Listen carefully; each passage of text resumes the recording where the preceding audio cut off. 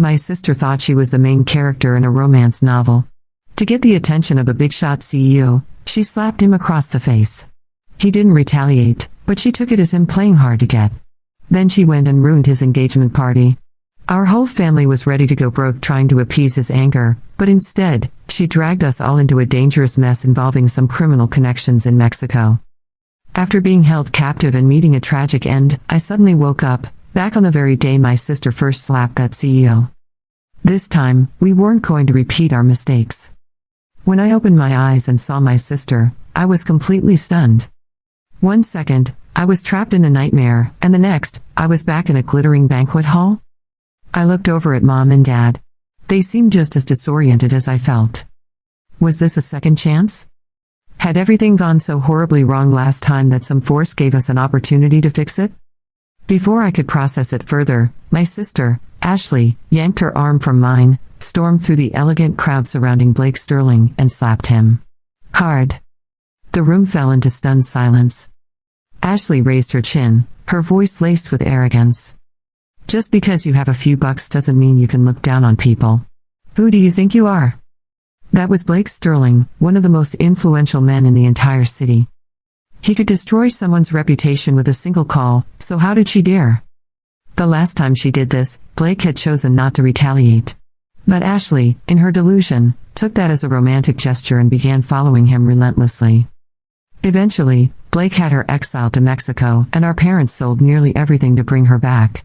But what happened to me? I didn't even want to think about it. I grabbed Mom and Dad and quietly led them to a far corner of the hall.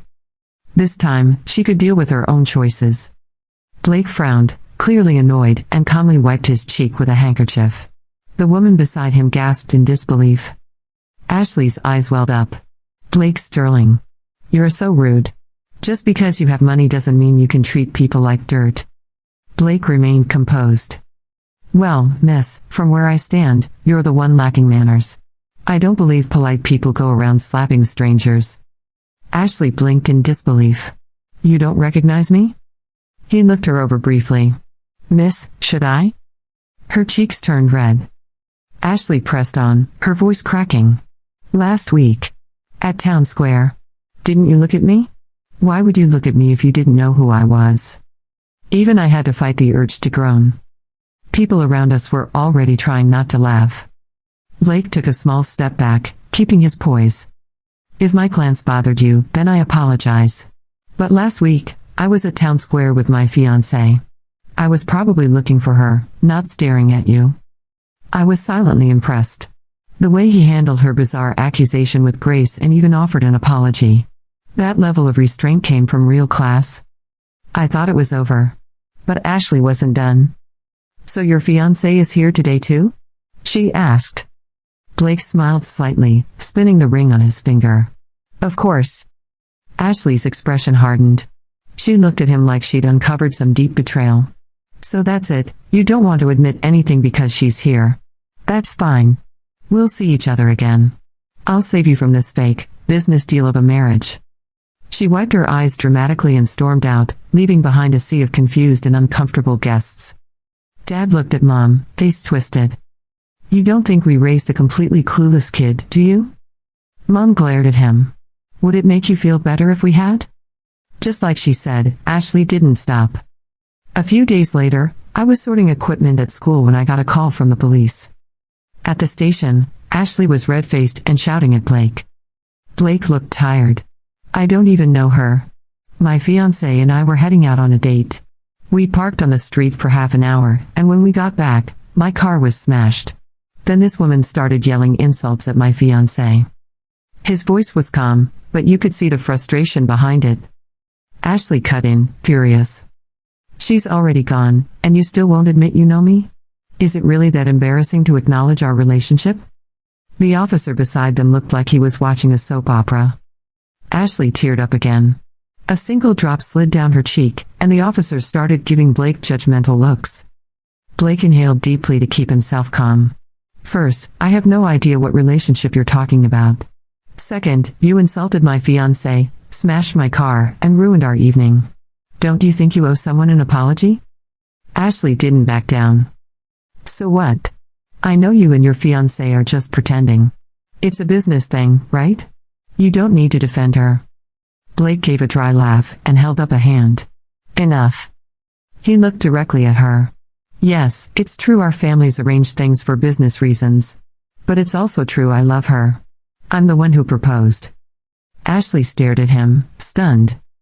And this relationship you keep mentioning, he continued, are you talking about the time you slapped me at a public event, or when you smashed my car and cursed out my partner? The officers' faces changed instantly. Ashley turned to me, desperate now, sis. Please. Say something. Help me. She wanted to drag me into this? Blake's eyes turned to me, sharp and questioning. I looked at my sister's trembling face and replied, slowly. What do you expect me to say? Ashley paused. She had always been the frail one in our family, so we spoiled her endlessly. We bent over backward to meet her every whim, afraid that even a little resistance might hurt her feelings. But today felt different.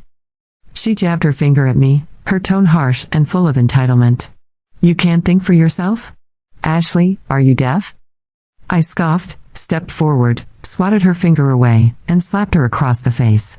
The sound echoed through the room. Ashley stood frozen in disbelief. The shift in my demeanor must have startled everyone. It certainly startled her. She always expected me to shrink away. Not today. As the police tried to intervene and calm things down, I clenched my jaw and snapped, do you seriously think you're some romance novel heroine and the world revolves around you? Just because Blake looked at you once, you think he's into you? You even slapped him at the banquet hall to get his attention. Ashley, are you even thinking straight? She was exposed, raw, angry, humiliated. With one side of her face already turning red, she screamed, what are you talking about, you little brat? What do you mean I think? It's obvious that Blake is just pretending to be distant because he's into me. That's how it always goes in love stories. Even if I hadn't read at every twist and turn in those books, I knew what respect and common sense looked like. I ignored her. She kept threatening to tell Mom and Dad that I was ganging up on her with outsiders. I turned to Blake and bowed deeply. I'm sorry, Mr. Sterling. My sister caused you trouble. Blake's expression softened, and for a brief moment, he looked at me not with anger, but understanding. I remembered my past and how much I had endured while living in Mexico, clawing my way through hardship without a safety net. I had learned to speak up for myself. Looking him in the eyes, I said, Mr. Sterling, since my sister damaged your car, I believe she should take full responsibility for her actions. Neither my parents nor I will pay for the damage. It's time she realizes that actions have consequences. Blake paused for a moment before nodding. I can tell your family has some tough dynamics. My lawyer will be in touch. I need to get going. With that, he turned and left, followed by his secretary carrying his bags. Ashley just stood there, completely stunned by what I had done.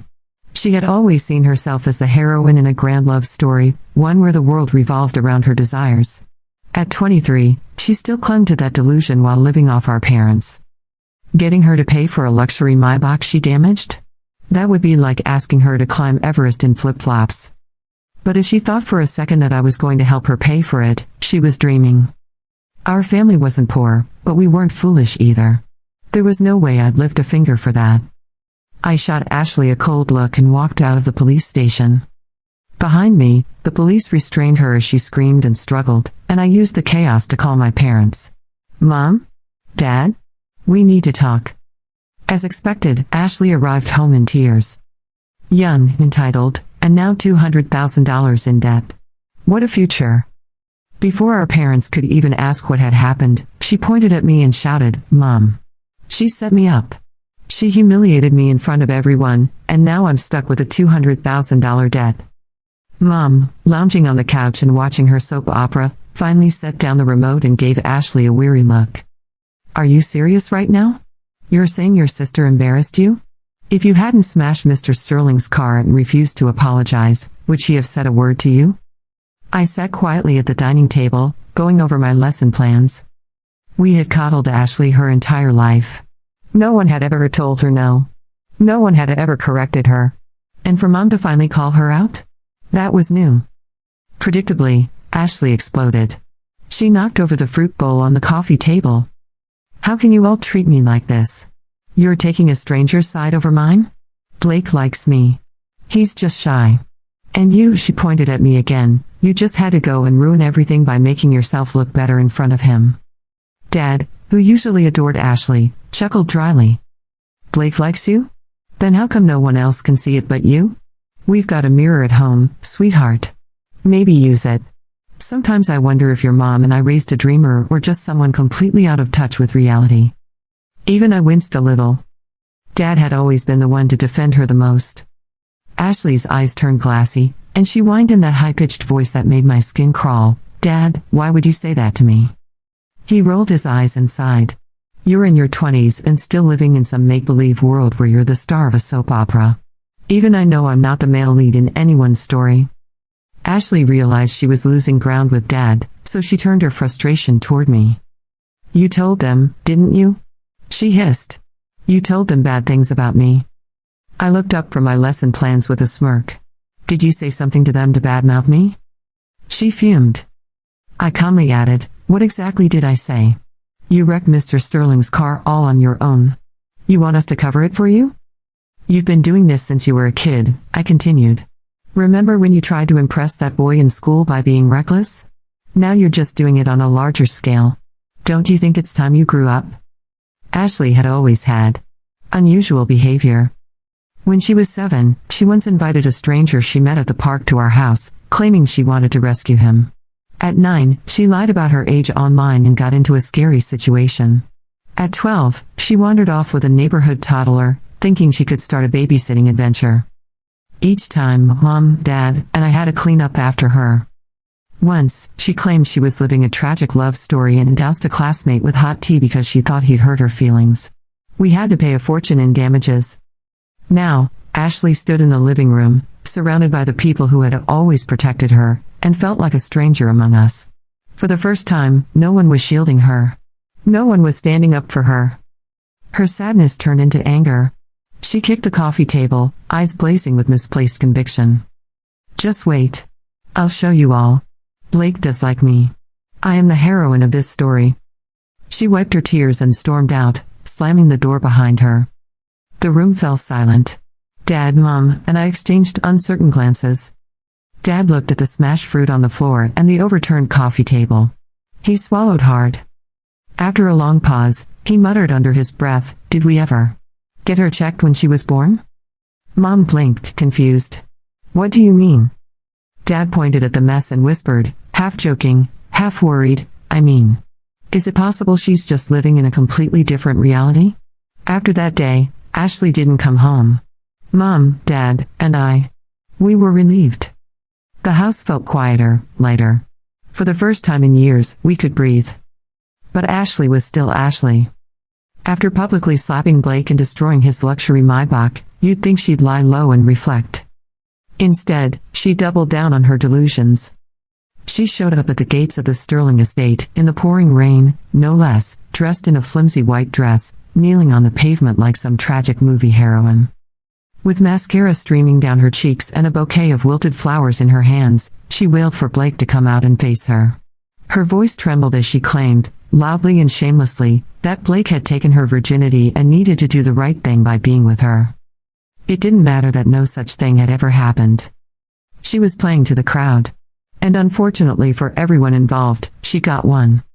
Because that day wasn't just any day, it was the engagement party of Blake Sterling and his fiancée, Jennifer Lancaster. That's right. Ashley stormed a private, high-profile engagement party with fabricated accusations and melodramatic theatrics, believing, truly believing, that she was there to rescue her relationship with Blake from being destroyed by some evil other woman.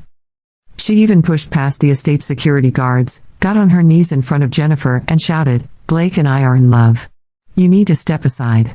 This engagement is a mistake. Blake, usually so stoic and hard to read, looked as if he'd seen a ghost.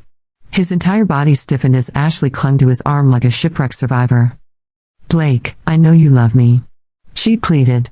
You don't have to go through with this business arrangement. Run away with me. The crowd was horrified. Phones came out. Cameras flashed. Whispers grew louder. Jennifer stood to the side, silent but composed, her posture regal despite the chaos. Blake broke free of Ashley's grip and ran to Jennifer, his voice shaking. "Baby, I swear I don't know what she's talking about. I didn't touch her. You have to believe me." Jennifer turned slowly toward Ashley, the calm in her eyes more threatening than any anger could have been. Ashley's face twisted into a sneer. "What are you looking at? You're just a mistress trying to steal what's mine." Jennifer tilted her head slightly. "You're accusing me of being the other woman? Then tell me, when and where exactly did this supposed affair between you and Blake happen?" Blake opened his mouth to speak, but Ashley cut in. "Yesterday. At the motel by Town Square." The reaction was immediate. Several guests gasped and backed away. The tension thickened. Ashley didn't even realize how absurd she sounded. My parents and I stood toward the back of the crowd, watching it all unfold in disbelief. Jennifer smiled thinly and turned toward the Sterling family patriarch, seated on a grand chair, observing silently. "Grandfather," she said gently, "if I remember correctly, Blake went on a business trip with you yesterday. He was with you all day and only returned this morning, wasn't he?" The old man, who hadn't spoken until that moment, cracked a smile and nodded in confirmation. Ashley's eyes darted around nervously. "I must have gotten the date wrong," she stammered. "It was the day before that." "Yes, the day before." Jennifer didn't miss a beat. "Oh? I didn't realize Blake had a twin brother. Because he was with me the entire night before. Are you saying there's another Blake we don't know about?" That drew a ripple of laughter from the guests. Ashley stood frozen, completely out of things to say. Jennifer's voice turned icy sweet. "If you need more time to come up with a convincing lie, by all means, take it. My fiancé and I have an engagement to finish." The crowd around them chuckled. Some even applauded. Ashley, humiliated and defeated, had no choice but to leave, this time under the escort of two guards who gently but firmly showed her the way out. The Sterling family hadn't rented out a grand hotel ballroom for the party. They had chosen their estate, keeping things intimate and open only to those who truly mattered. Still, word of what happened would travel fast. My parents and I quietly exited before anyone noticed us. But just as we stepped out, I felt my phone buzz in my pocket. It was a message from Ashley. Just 5 words. "Why are you so useless?" Mom and Dad were walking just ahead of me. As I caught up, I saw Dad glance at his own phone, his jaw tightening. Mom didn't say anything. But her silence was louder than any words. Ashley had sent the same message to all 3 of us. I clenched my fists, my voice low. "She's not going to give up. We need to be careful these next few days." Mom and Dad nodded without hesitation. The truth was, we all still remembered how we died last time. Ashley had always fancied herself a Cinderella figure, poor, misunderstood, and destined for a magical ending with a rich prince. But she never understood that real high society wasn't about fairy tales. It was about lineage, legacy, reputation. It was about knowing when to speak, when to stay silent, and how to move in a room full of power without drawing foolish attention. Ashley had none of that. No poise. No grace. No awareness of how deeply her actions could tarnish everything and everyone around her. She was chaos dressed in pastel. That night, after we returned home, Dad finally broke the silence. "She's going to try something else." "I know," I said. "She thinks she's the victim in a drama. But she's not the lead. She's not even in the cast anymore. She still has the power to damage everything we've rebuilt," Mom murmured. "We gave her everything she ever wanted. We protected her even when she didn't deserve it. And this is how she repays us?" Dad's voice was tight with fatigue. "If she comes after us again, we need to be ready." I nodded. This time, no more blind loyalty. No more covering for her. The memory of that last life lingered like a bruise on the soul. We had paid too high a price for her delusions once. We wouldn't do it again. Maybe that day really broke something inside her. Ashley disappeared for weeks. No calls, no messages.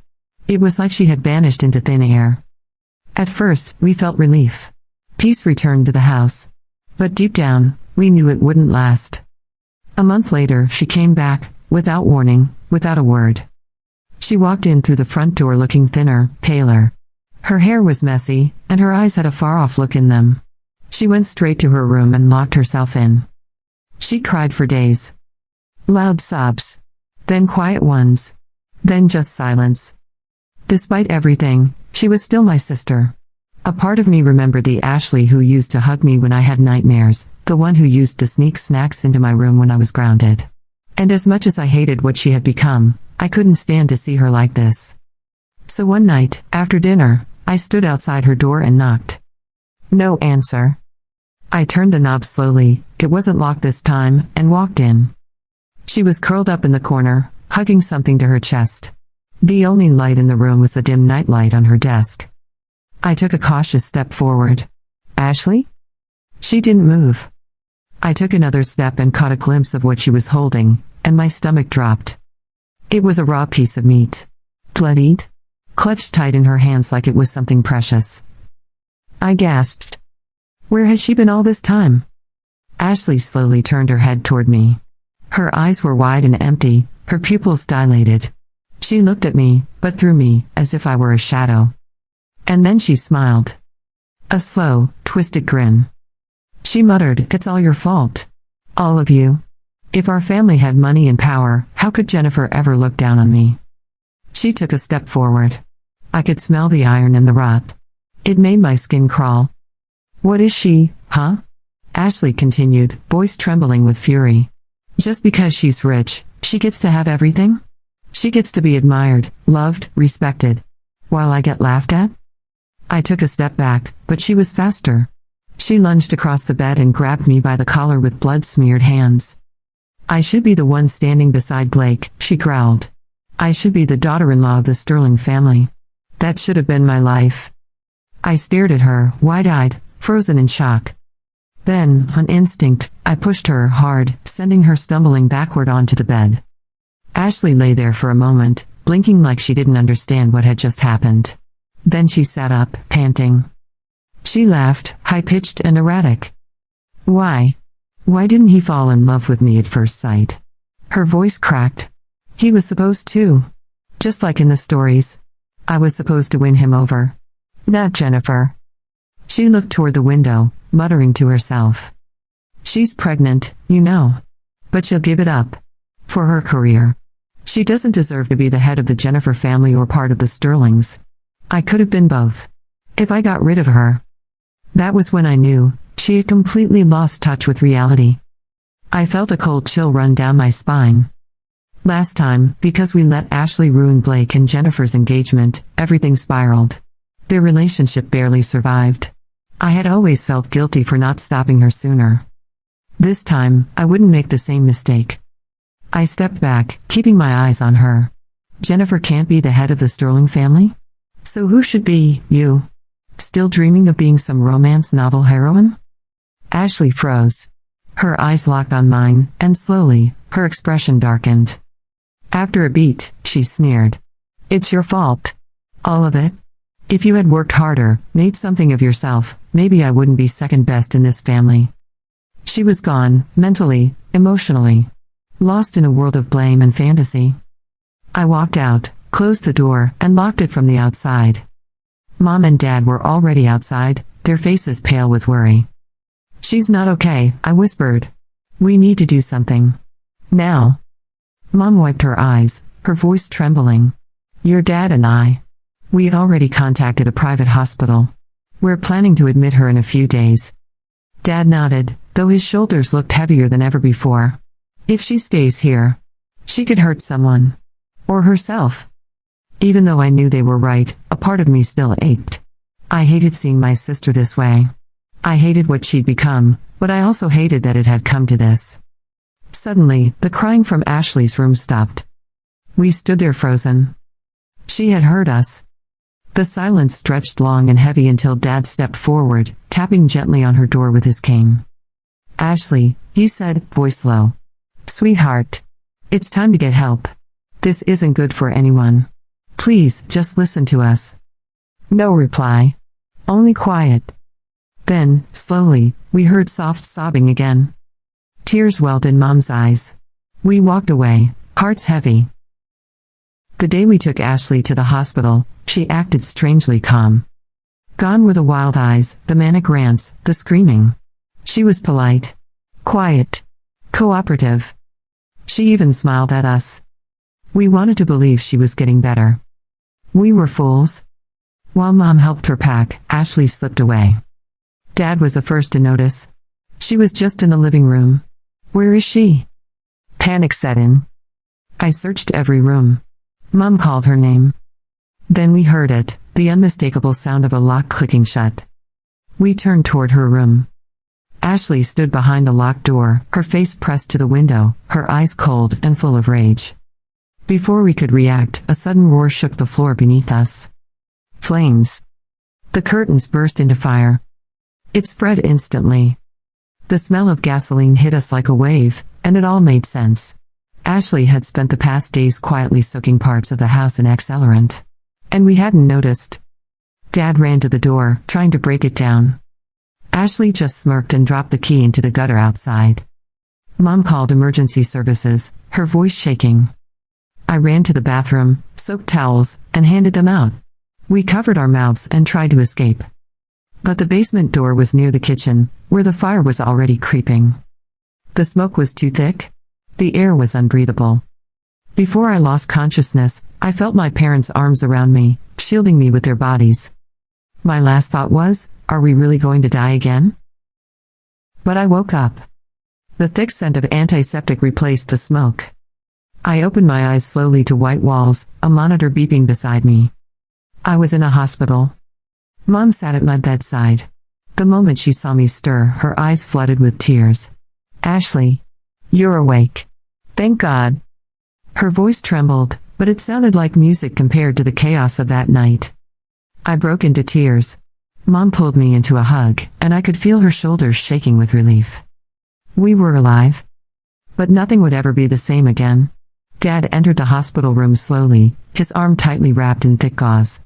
The moment I saw him, I wanted to ask what had happened, how he got hurt, whether Mom was okay, but my throat was dry and sore, and no sound came out. He noticed me trying to sit up and hurried over, gently holding my shoulder down.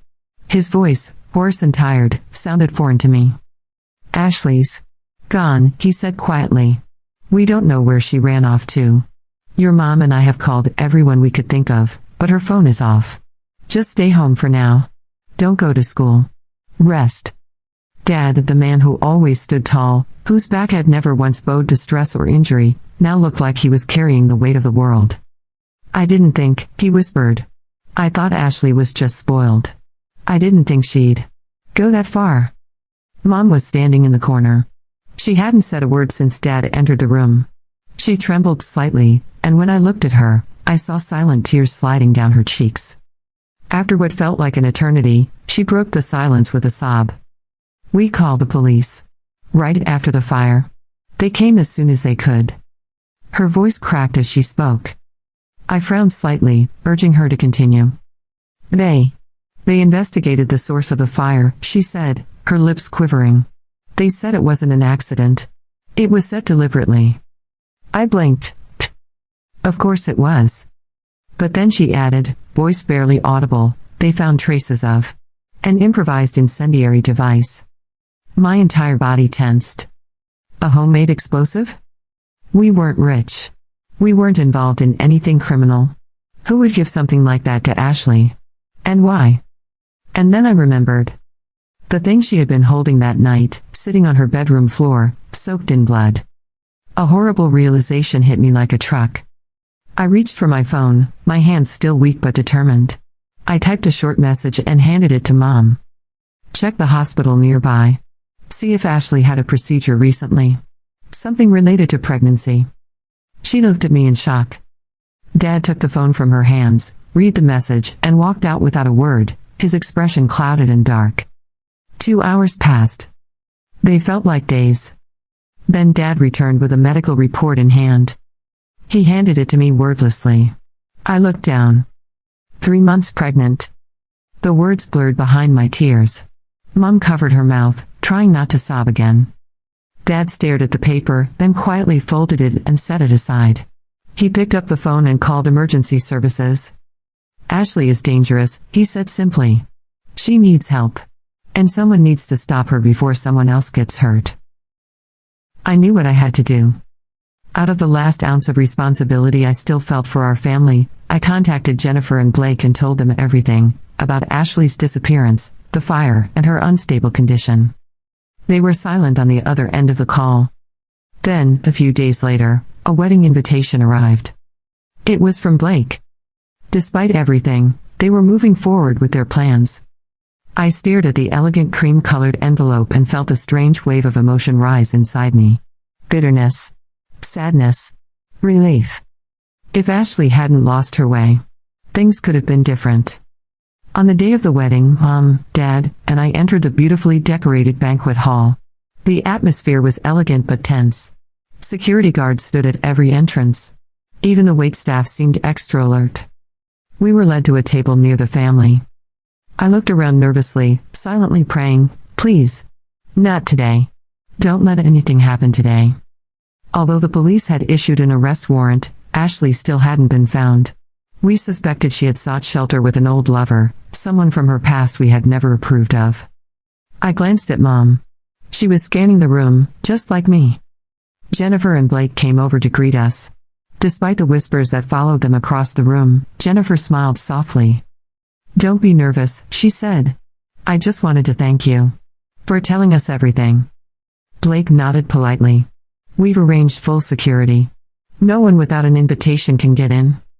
That helped ease the tension in my chest. After a brief exchange of pleasantries, they returned to their table. They looked perfect together, steady, balanced. The image of what Ashley had always wanted to be, but never could. And in that moment, I felt it. Sadness. I had imagined my sister walking down the aisle someday, wearing white, smiling genuinely, holding someone's hand not because of status or wealth, but because of love. Mom must have been thinking the same thing. I caught her eyes glancing around the room, then slowly drifting to the door. The ceremony began. A hush fell over the room as the string quartet began playing. The tall double doors opened slowly. Guests turned, smiling in anticipation. Security stood in position. Everything seemed perfect. Blake reached for the ring. And that's when we heard it. A loud, sharp bang. My entire body went cold. Gasps rippled through the room. The music stopped. Behind me, I heard the unmistakable sound of safety catches being released, security officers drawing their weapons. A figure stepped forward, dragging someone with her. Ashley. She was holding a sharp object, the blade pressed against the neck of an elderly man. My breath caught. It was the sterling patriarch. Even from across the room, I could see his frozen expression. Ashley's eyes were wide and wild. Her hair was a mess, her dress torn. And then I saw it, her stomach. She was visibly pregnant again. Jennifer took a step forward, her voice calm. "Ashley, what are you doing?" Ashley turned her gaze toward her, and her expression changed. From dazed to furious in an instant. "You ruined everything," she screamed. "You stole my place. I should have been the one standing there today." The crowd watched in stunned silence. The guards didn't dare move. Not while the knife was so close to the patriarch's throat. "Ashley," Blake said gently, raising his hands. "Let him go. You don't have to do this." Ashley's arm trembled, but the rage in her voice didn't. "You all made me into a villain," she hissed. "You laughed at me, ignored me, threw me away. But now you'll see. You'll all see." Jennifer stepped forward again, slow and measured. "Ashley, look at your arm." Everyone could see it now, dark bruises covered her skin. She had been hurt. Badly? But by whom? Where had she been all these months? Who had fed her this madness? And who gave her that weapon? The questions piled up, but we had no time for answers. Ashley's breathing was erratic. Her hand trembled. And then, just as suddenly as she arrived, her knees buckled. She collapsed. The blade clattered to the ground. Security rushed forward. The old man was unharmed, though shaken. Medical staff ran to check Ashley. She was unconscious. Exhausted. Physically and mentally. As they lifted her onto the stretcher, I saw her face one last time. Tears had dried on her cheeks. But it was too late for apologies. Too late for a new beginning. Too late to undo everything. Blake stood in front of Jennifer, shielding her, but his eyes locked onto Ashley with a sharpness that cut through the chaos. "Ashley," he said firmly, "I don't know why you hate my wife so much. After Leon was done with you, he sent you to a massage parlor. Jennifer was the one who paid to get you out. She even gave you money to start over. And now you're claiming she ruined your life?" His words hit like thunder. Mom, Dad, and I were speechless. No wonder Ashley had disappeared for so long. She had been in a place no one could imagine. It all made sense now. The secrecy, the strange behavior, the way she had spiraled. And Leon. I had seen him on the news before, linked to organized crime and under police surveillance. That's where she got the explosives. That's who gave her the means to hurt people. Ashley's eyes widened as she screamed, "That's not true. That's not how it happened. It was supposed to be like in the novels. I stayed there because I thought Blake would come save me. But this woman, she ruined everything." The guests were stunned into silence. A few even gasped. I clenched my fists. She was still comparing her life to fiction? Blake's jaw tightened. "Even if you stayed there for 8 years or 10, I wouldn't fall in love with you. I've always loved Jennifer. She's the one I'll face everything with. She's the one I choose." Ashley's voice cracked. "That's not fair. Jennifer is just richer, prettier, smarter. If I had money, I could do all those things too." Blake let out a short, humorless laugh. "Some things have nothing to do with money. When the Jennifer family faced a financial crisis, her uncle ran off with all the company's assets. Jennifer stood alone and rebuilt everything. That's something you could never do. She didn't break. She fought." Ashley's eyes filled with tears. "How can that be? I should be the Sterling family's daughter-in-law. Jennifer got rid of your child just to focus on her career. How could someone like her deserve that position?" She turned toward Blake with trembling lips. "Shouldn't a daughter-in-law be a weak woman who needs to be protected?"